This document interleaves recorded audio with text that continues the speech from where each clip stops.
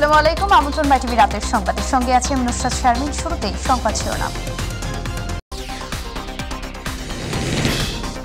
Helicopter দুর্ঘটনায় নিহত ইরানের প্রেসিডেন্ট ইব্রাহিম রাইসি সহ 8 জনের মরদেহ উদ্ধার। থাকতে পারে ষড়যন্ত্র, রাষ্ট্রপতি ও প্রধানমন্ত্রীর গভীর শোক। স্বল্প আয়ের মানুষের কথা বিবেচনায় ঢাকায় অটোরিকশা চলার অনুমতি প্রধানমন্ত্রীর, কঠোরভাবে বাজার মনিটরিং এর নির্দেশ।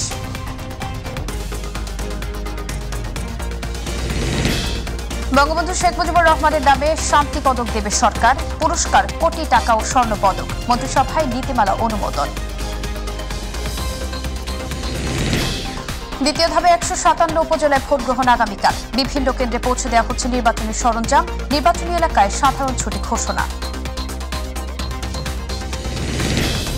মোবাইল ও ইলেকট্রনিক গ্যাজেটে অতিমাত্রায় আসক্ত হয়ে দৃষ্টিশক্তি হারাচ্ছে শিশুরা। দেখা দিচ্ছে মায়োপিয়া সহ চোখের নানা রোগ।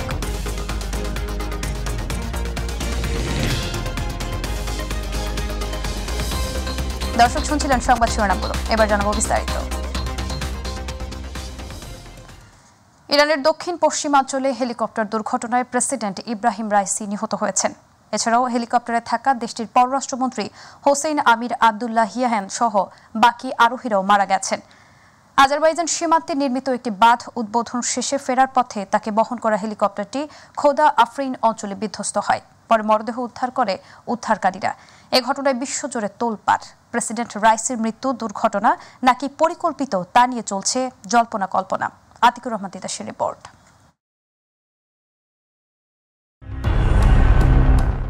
দুর্ঘটনার প্রায় 18 ঘণ্টা পর ইরানের প্রেসিডেন্ট ইব্রাহিম রাইসি সহ 9 জনের মরদেহ উদ্ধার করা হয়েছে। এর আগে বহনকারী হেলিকপ্টারের ধ্বংসাবশেষের সন্ধান পাওয়া যায় তুরস্কের ড্রোনের মাধ্যমে। দুর্ঘটনার পর ইরানের প্রেসিডেন্টকে বহনকারী হেলিকপ্টারটি একেবারেই পুড়ে গেছে। ইরানের রাষ্ট্রীয় সংবাদ মাধ্যম ইরনার খবরে বলা হয়, দুর্ঘটনার পর প্রেসিডেন্ট রাইসি ও পররাষ্ট্রমন্ত্রীর বেঁচে থাকার আর কোনো লক্ষণ নেই। রবিবার আজারবাইজানের সীমান্তবর্তী এলাকা জোলফায় দুর্ঘটনার কবলে পড়ে ইরানের প্রেসিডেন্ট ইব্রাহিম রাইসিকে বহনকারী হেলিকপ্টার। ওই হেলিকপ্টারে প্রেসিডেন্টের সঙ্গে দেশটির পররাষ্ট্রমন্ত্রী, পূর্ব আজারবাইজানের গভর্নরও ছিলেন। প্রেসিডেন্ট রাইসি আজারবাইজানের সীমান্তের কাছে কিস কালাশি এবং খোদাফারিন বাঁধ দুটির উদ্বোধন করেন। সেখান থেকে ফিরে তিনি ইরানের উত্তর পশ্চিমে তাবরিজ শহরের দিকে যাচ্ছিলেন।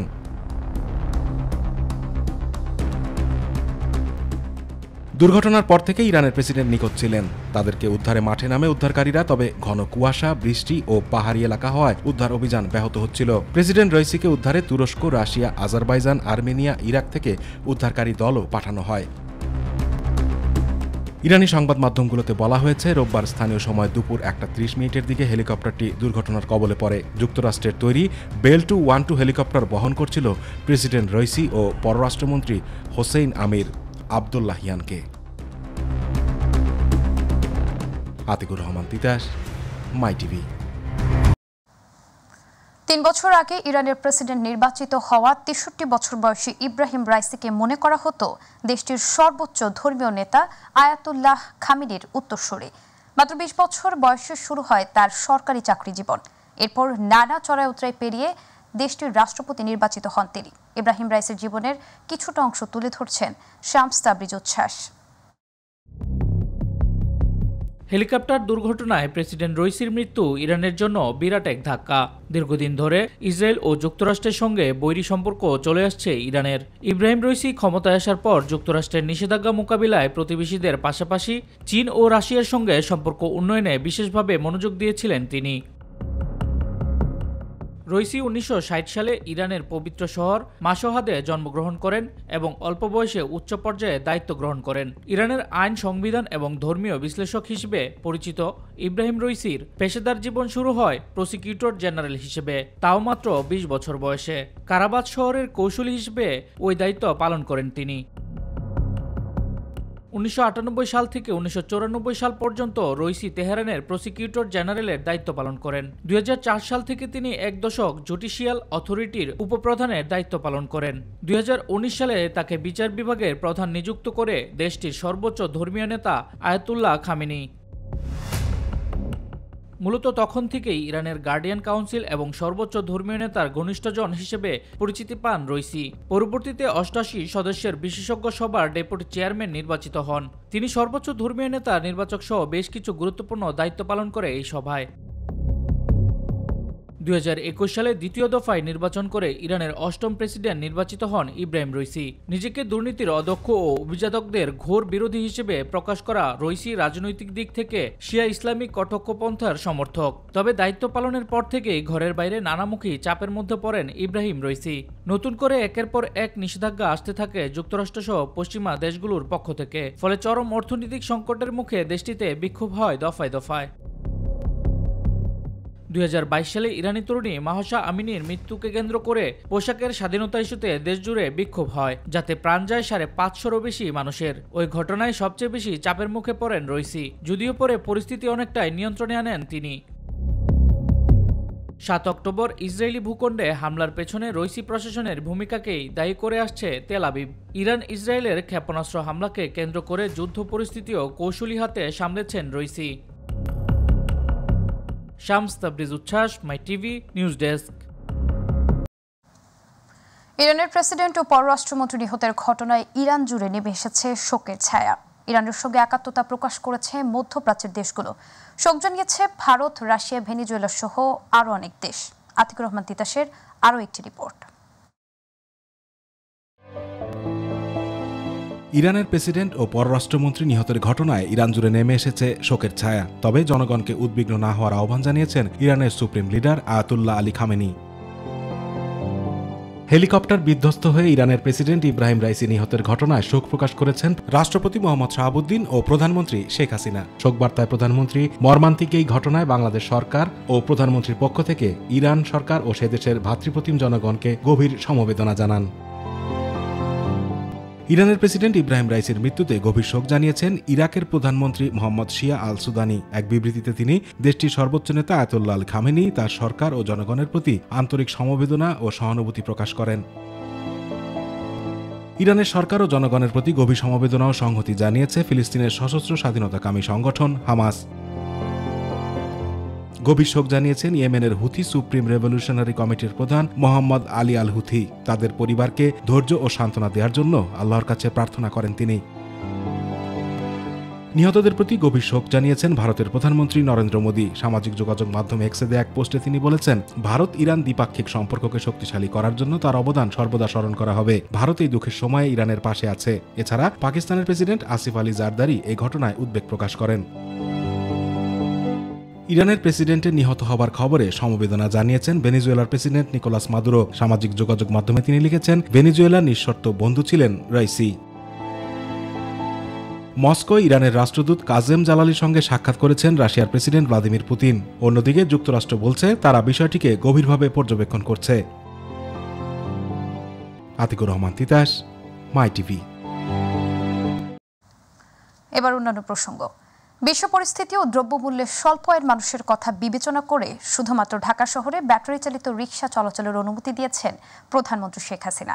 তবে ২২টি মহাসড়কে আগের সিদ্ধান্ত অনুযায়ী যানবাহন চলাচল বন্ধ থাকবে। দুপুরে বঙ্গবন্ধু এভিনিউয়ে ওলামা লীগের প্রতিষ্ঠাবার্ষিকীর আলোচনা সভায় কথা জানিয়েছেন আওয়ামী লীগ সাধারণ সম্পাদক, সড়ক পরিবহন ও সেতুমন্ত্রী ওবায়দুল কাদের। এ সময় তিনি বলেন, বিএনপির কোনো নেতাকর্মীকে বিএনপি হিসেবে নয়, অপরাধী হিসেবে জেলে পাঠানো হয়েছে।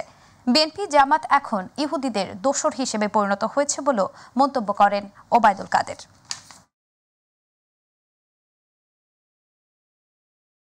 ঢাকা সিটিতে এই মুহূর্তে বর্তমানে বিশ্ব পরিস্থিতি, যুদ্ধ, নিষেধাজ্ঞা, পাল্টা নিষেধাজ্ঞা, যেতে প্রতিক্রিয়া বাংলাদেশে দ্রব্যমূল্যের উপর, জ্বালানির উপর, আজকে ডলারের উপর বিভিন্নভাবে আসছে। এইসব কথা বিবেচনা করে নেত্রী সিটি এলাকা ব্যাটারি চালিত গাড়ি বন্ধের যে নির্দেশ, সেটা পরিবর্তন করে চালু রাখা তিনি নির্দেশ। সংকট না থাকা সত্ত্বেও বাজারে মূল্য বৃদ্ধির প্রবণতা দেখে কঠোরভাবে বাজার মনিটরিং করতে বাণিজ্য মন্ত্রণালয়কে নির্দেশ দিয়েছেন প্রধানমন্ত্রী শেখ হাসিনা। সকালে প্রধানমন্ত্রীর কার্যালয়ে প্রধানমন্ত্রী শেখ হাসিনার সভাপতিত্বে অনুষ্ঠিত মন্ত্রিপরিষদ বৈঠকে এই নির্দেশ দেন তিনি। বৈঠকে ব্যাটারি চালিত রিকশা বা অটোরিকশা নিয়ে আইন বিধিমালা করে নিয়ন্ত্রণে প্রয়োজনীয় ব্যবস্থা নিতে সড়ক পরিবহন এবং স্বরাষ্ট্র মন্ত্রণালয়কে নির্দেশনা প্রদান করেন প্রধানমন্ত্রী।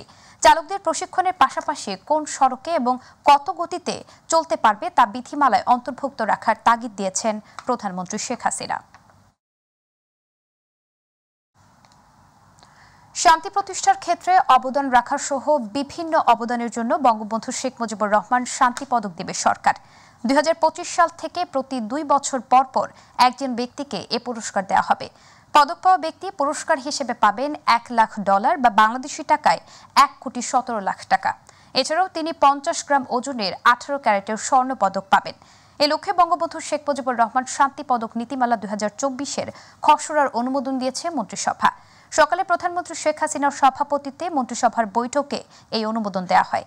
বৈঠক শেষে মন্ত্রিপরিষদ সচিব জানান, নীতিমালার আওতায় বাংলাদেশ ও বিশ্বের যে কোনো প্রান্ত বা বিশ্বব্যাপী শান্তি প্রতিষ্ঠার ক্ষেত্রে কোনো ব্যক্তি, প্রতিষ্ঠান বা সংস্থাকে কয়েকটি ক্ষেত্রে অবদানের জন্য বঙ্গবন্ধু শেখ মুজিবুর রহমান শান্তি পুরস্কার দেয়া হবে। দ্বিতীয় ধাপে 157 উপজেলায় ভোট গ্রহণ আগামীকাল। এদিন একটানা সকাল 8টা থেকে বিকেল 4টা পর্যন্ত ভোট গ্রহণ চলবে। এসব উপজেলায় চেয়ারম্যান, সাধারণ ভাইস চেয়ারম্যান ও সংরক্ষিত ভাইস চেয়ারম্যান পদে নির্বাচন হবে। প্রচার প্রচারণা মধ্যরাত থেকে শেষ হয়েছে। আজ কেন্দ্রে কেন্দ্রে পাঠানো হচ্ছে নির্বাচনী সরঞ্জাম। এদিকে দ্বিতীয় ধাপে ভোটের দিন সংশ্লিষ্ট এলাকায় সাধারণ ছুটি ঘোষণা করেছে সরকার। আর নির্বাচন অবাধ, সুষ্ঠু ও শান্তিপূর্ণ করার লক্ষ্যে সংশ্লিষ্ট উপজেলাগুলোতে বিজিবির 457 প্লাটুন সদস্য মোতায়েন করা হয়েছে। এছাড়াও মাঠে নেমেছে র্যাব সহ আইনশৃঙ্খলা বাহিনীর বিপুল সদস্য। নির্বাচন কমিশনার মোহাম্মদ আলমগীর বলেছেন, জাতীয় কিংবা স্থানীয় সরকার নির্বাচনে কোনো বিধিনিষেধ বা নিয়ম নেই যে কত শতাংশ ভোট পড়লে গ্রহণযোগ্য নির্বাচন হবে। এগুলো নিয়ে ইসি ভাবে না। যে কোনো শতাংশ ভোট পড়লেই খুশি। ভোটারের উপস্থিতি নিয়ে ইসি উদ্বিগ্ন নয়। সকালে নির্বাচন কমিশন ভবনে সাংবাদিকদের এক প্রশ্নের জবাবে তিনি এসব কথা বলেন। মোহাম্মদ আলমগীর বলেন, ভোট বর্জন এবং ভোট না দিতে লিফলেট বিতরণ বিএনপির রাজনৈতিক সিদ্ধান্ত। গণতন্ত্রে নির্বাচনে অংশ নেওয়া না নেয় যার যার সিদ্ধান্ত। এছাড়াও ইসির প্রতি অনাস্থা থেকে নয়, রাজনৈতিক কৌশল হিসেবে বিএনপির লাগাতার ভোট বর্জন করেছে বলেও মন্তব্য করেন তিনি।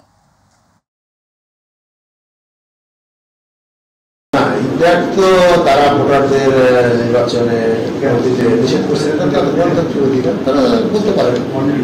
তারা কাউকে সমর্থন করতে পারেন, কারো কাছ থেকে সমর্থন করতে তারা বলতে পারেন। তারা এই নির্বাচনে যেহেতু অংশগ্রহণ করছেন না, তাদের এটা গণতান্ত্রিক রাইট, এটা তারা বলতে পারেন। লিফলেট দিয়েছে নির্বাচনে যে যাবেন, নির্বাচন কমিশনের এই বিষয়ে কিছু বলার নেই। তবে হ্যাঁ, যেটা সেটা যেন সহিংসভাবে না হয়, জোর করে যেন কাউকে পাঠানো হয়, সেটা তারা অধিকার আমার। দ্বাদশ জাতীয় সংসদ তৃতীয় ও বাজেট অধিবেশন শুরু হবে আগামী 5 জুন। ওই দিন বিকেল 5টায় অধিবেশন বসবে বলে জানিয়েছেন জাতীয় সংসদ সচিবালয়। সোমবার সংসদ সচিবালয় থেকে পাঠানো এক বিজ্ঞপ্তিতে এ তথ্য জানানো হয়। চলতি সংসদের 5 বছরের মেয়াদ শেষ হবে 2029 সালের 29 জানুয়ারি। সংসদ সচিবালয় জানান, সংবিধান অনুযায়ী রাষ্ট্রপতি অধিবেশনে ভাষণ দেবেন। ওই ভাষণের উপর আনা ধন্যবাদ প্রস্তাবের উপর আলোচনায় অংশ নেবেন সংসদ সদস্যরা। অধিবেশনের শুরুতে স্পিকার ডক্টর শিরিন শারমিন চৌধুরী সভাপতি মণ্ডলী মনোনয়ন দেবেন। এরপর শোক প্রস্তাব উত্থাপিত হবে। পবিত্র হজ পালন করতে এখন পর্যন্ত সৌদি পৌঁছেছেন 30,810 জন হজযাত্রী। মোট 77টি ফ্লাইটে তারা সৌদিতে পৌঁছান। এর মধ্যে সরকারি ব্যবস্থাপনায় 3,747 জন এবং বেসরকারি ব্যবস্থাপনায় হজযাত্রী 27,063 জন। এখন পর্যন্ত 82,565টি ভিসা ইস্যু করা হয়েছে। হজ সম্পর্কিত সবশেষ বুলেটিনে এ তথ্য জানানো হয়েছে। এছাড়াও ভিসা জটিলতার জন্য দায়ী 6টি এজেন্সির বিরুদ্ধে ব্যবস্থা নিয়েছে কর্তৃপক্ষ। সৌদি আরবে চাঁদ দেখা সাপেক্ষে আগামী 16 জুন হজ অনুষ্ঠিত হতে পারে। শেষ হজ ফ্লাইট 10 জুন। মোবাইল ও ইলেকট্রনিক গেজেটে অতিমাত্রায় আসক্ত হয়ে পড়েছে শিশুরা। মোবাইল ফোনের বিকিরণ রশ্মির কারণে মায়োপিয়া সহ চোখের নানা ভয়াবহ সমস্যা সৃষ্টি হচ্ছে শিশুদের। বিশেষজ্ঞ চিকিৎসক বলছেন, মাত্রাতিরিক্ত ইলেকট্রনিক্স গ্যাজেট ব্যবহারে বাধাগ্রস্ত হচ্ছে শিশুদের শারীরিক ও মানসিক বিকাশ। আমিনা হীরার বিশেষ রিপোর্ট। বিশ্বায়নের যুগে নতুন নতুন গ্যাজেট মানুষের কল্যাণে যেমন অভাবনীয় বিপ্লব ঘটিয়েছে, ঠিক তেমনি তৈরি করেছে অনেক বিড়ম্বনা। খাওয়া কিংবা খেলাধুলা সবকিছুতেই শিশুদের মোবাইলের ব্যবহার যেন থামছেই না, সাথে কার্টুন অথবা গেমস তো আছেই। বিশ্ব স্বাস্থ্য সংস্থার মতে 2030 সালে মায়োপিয়ায় আক্রান্ত রোগীর সংখ্যা দাঁড়াবে 330 কোটি, যার বেশিরভাগই শিশু। পরিসংখ্যান বলছে দেশের মোট জনসংখ্যার প্রায় 1,43 লাখ লোক দৃষ্টিজনিত সমস্যায় ভুগছেন। ঢাকার চক্ষু বিজ্ঞান গবেষণা ইনস্টিটিউটের মতে প্রতিদিন হাসপাতালে আসা রোগীদের মধ্যে গড়ে প্রায় 50% রোগী শিশু, যার মধ্যে 70% শিশু দূরের জিনিস ভালো দেখতে পায় না। আমার চোখে অনেক ব্যথা করে, মানে কিছু করতে পারি না। চোখ ঘুমানোর পরে চোখ খোলা যায় না। চশমা ছাড়া দেখি কাছের জিনিস, দূরের জিনিস দেখতে ঘোলা লাগে। আসলে চোখ থেকে পানি পড়ে এবং চোখের মধ্যে ব্যথা করে। প্রাপ্তবয়স্কদের মতো শিশুদের চোখের সমস্যা ক্রমাগত বেড়ে যাওয়ার কারণ জানালেন বিশেষজ্ঞ চিকিৎসক অধ্যাপক ডাক্তার আশিকুর রহমান। গ্যাজেটগুলি বেশি দেখার কারণে এটা হচ্ছে মূল কারণ, যে পাওয়ার তৈরি করার পেছনে, বা আমরা সহজ ভাষায় যেটা বলি চশমার ব্যবহার বাড়ছে, এটা একটা মূল কারণ এবং এটা গবেষণালব্ধ প্রমাণ। এছাড়াও আরও কিছু কারণ আছে, যেমন আপনার তাদের ইনডোর অ্যাক্টিভিটিস। এখনকার বাচ্চারা কিন্তু ঘরের মধ্যে একদম কেন্দ্রীভূত। তারপর যে অস্বাস্থ্যকর খাবারের কিছু প্রভাবও আছে, যেটা আসলে যেমন আমরা বলি সবসময় যে শাকসবজি, ফলমূল এগুলো একটা ভালো ভূমিকা রাখে চোখের পুষ্টির যোগানোর জন্য। তো এই কারণগুলোতে আমরা দেখতে পাচ্ছি যে ইদানিং শিশুদের যে দৃষ্টি ত্রুটির পরিমাণ অনেক বেড়ে যাচ্ছে। শিশুদের এমন ভয়াবহ পরিস্থিতি এড়াতে সচেতনতার তাগিদ দেন এই চক্ষু বিশেষজ্ঞ। আধুনিক যুগ, আমাদের কিন্তু ল্যাপটপ, মোবাইল বা অনেক কারণে অনলাইন ক্লাস এগুলো ব্যবহার করতে হয়। এক্ষেত্রে আমাদের ব্যবহারটা সীমিত করে দিতে হবে। যে কোনো ধরনের শাকসবজি অন্তত প্রতিদিন যেন থাকে, একটা আইটেম যেন থাকে সবজি, প্লাস আপনার যেমন ফলমূল, যে সিজনাল ফলমূল, আসলে বিদেশি ফলও খাওয়ার দরকার নেই, আপনি দেশি যে ফলগুলো পাওয়া যায় এগুলো প্রতিদিন সে খেতে পারে। এবং মাছ, আসলে মাছ এখানে শুধু ছোট মাছ খেতে হবে এরকম না, আসলে যে কোনো মাছই চোখের জন্য উপকারী। বড়দের ক্ষেত্রে কাজের সূত্রে 8 ঘন্টা ও বিনোদনের জন্য 2 ঘন্টার বেশি স্ক্রিন টাইম না রাখার পাশাপাশি 2 থেকে 5 বছরের শিশুদের ক্ষেত্রে সর্বোচ্চ 1 ঘন্টা স্ক্রিন টাইম রাখার পরামর্শ দেন চিকিৎসকরা। অতিরিক্ত গ্যাজেট ব্যবহারের ফলে শিশুদের সবচেয়ে বড় যে সমস্যাটি হয় সেটি হচ্ছে আই ভিশনে। বিশেষজ্ঞ চিকিৎসকরা বলছেন এই সমস্যার সমাধানে এখনই প্রয়োজন গ্যাজেটের ব্যবহার কমানো। আমেনা হীরা, মাই টিভি, ঢাকা। নারায়ণগঞ্জের 2,500-এ এক কিশোরীকে গণধর্ষণের ঘটনায় জড়িত 4 জনকে গ্রেফতার করেছে র্যাব। সকালে ব্রিফিংয়ে র্যাবের আইন ও গণমাধ্যম শাখার পরিচালক কমান্ডার আরাফাত ইসলাম জানান, রাতে 2,500 এলাকায় অভিযান চালিয়ে তাদের গ্রেফতার করে র্যাব 11। উদ্ধার হয়েছে একটি শুটারগান ও দেশীয় অস্ত্র। র্যাব আরও জানায়, চক্রটি রিকশা সিএনজি চালানোর আড়ালে দীর্ঘদিন ধরে ডাকাতি করে আসছিল। তবে অন্য হোতাদের ধরতে অভিযান অব্যাহত রয়েছে বলেও জানায় র্যাব। অনুসন্ধানে জানা যায় যে তারা প্রায় 1 বছরের অধিককাল ধরে এই সকল ধরনের কাজ, চুরি, ডাকাতি, ছিনতাই এর কাজে তারা লিপ্ত ছিল। নৃশংস এবং মর্মান্তিক জঘন্য যে ঘটনাটি ঘটেছে, যেখানে একজন নাবালিকা ধর্ষিত হয়েছেন, তার প্রেক্ষিতে 17 মে তারিখে বাদী হয়ে নাবালিকা নিজেই যে মামলাটি দায়ের করেছেন, সেই মামলার সূত্র ধরেই আমরা এই অপারেশন বা অভিযান কার্যক্রম পরিচালনা করেছি। এরা আর কি ধরনের কার্যক্রমে ছিল সেগুলো আমরা বের করার চেষ্টা করব। সামুদ্রিক মাছের নিরাপদ প্রজনন ও উৎপাদন বাড়াতে দেশের সমুদ্র সীমায় ইলিশ সহ বিভিন্ন প্রজাতির মাছ শিকারে নিষেধাজ্ঞা শুরু হয়েছে। মার্চ থেকে এপ্রিল 2 মাস ভোলার নদীতে ইলিশ সহ অন্যান্য মাছ শিকারে নিষেধাজ্ঞা উঠে যাওয়ার 3 সপ্তাহ পরে আবার সামুদ্রিক মাছের নিরাপদ প্রজনন ও উৎপাদন বাড়াতে দেশের সমুদ্র সীমায় 20 মে থেকে 23 জুলাই পর্যন্ত 65 দিন ইলিশ সহ 475 প্রজাতির মাছ ধরায় নিষেধাজ্ঞা শুরু হয়েছে। সাগরে মাছ ধরা বন্ধ করে ভোলার সাগর উপকূলের জেলেরা জাল, ট্রলার ও ফিশিং বোট নিয়ে সাগর থেকে ফিরছেন নিজ ঘাটে। এখন জেলেরা নৌকা মেরামত, জাল বানানোর কাজে ব্যস্ত সময় পার করছেন।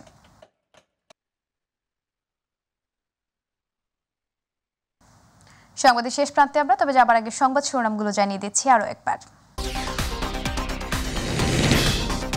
হেলিকপ্টার দুর্ঘটনায় নিহত ইরানের প্রেসিডেন্ট ইব্রাহিম রাইসি সহ 8 জনের মরদেহ উদ্ধার। থাকতে পারে ষড়যন্ত্র, রাষ্ট্রপতি ও প্রধানমন্ত্রীর গভীর শোক। স্বল্পায়ের মানুষের কথা বিবেচনায় ঢাকায় অটোরিকশা চলার অনুমতি প্রধানমন্ত্রী, কঠোরভাবে বাজার মনিটরিংয়ের নির্দেশ। বঙ্গবন্ধু শেখ মুজিবুর রহমানের নামে শান্তি পদক দেবে সরকার। পুরস্কার কোটি টাকা ও স্বর্ণ পদক। মন্ত্রিসভায় নীতিমালা অনুমোদন। দ্বিতীয় ধাপে 157 উপজেলায় ভোট গ্রহণ আগামীকাল। বিভিন্ন কেন্দ্রে পৌঁছে দেওয়া হচ্ছে নির্বাচনী সরঞ্জাম। নির্বাচনী এলাকায় সাধারণ ছুটি ঘোষণা। মোবাইল ও ইলেকট্রনিক গ্যাজেটে অতিমাত্রায় আসক্ত হয়ে দৃষ্টিশক্তি হারাচ্ছে শিশুরা। দেখা দিচ্ছে মায়োপিয়া সহ চোখের নানা রোগ।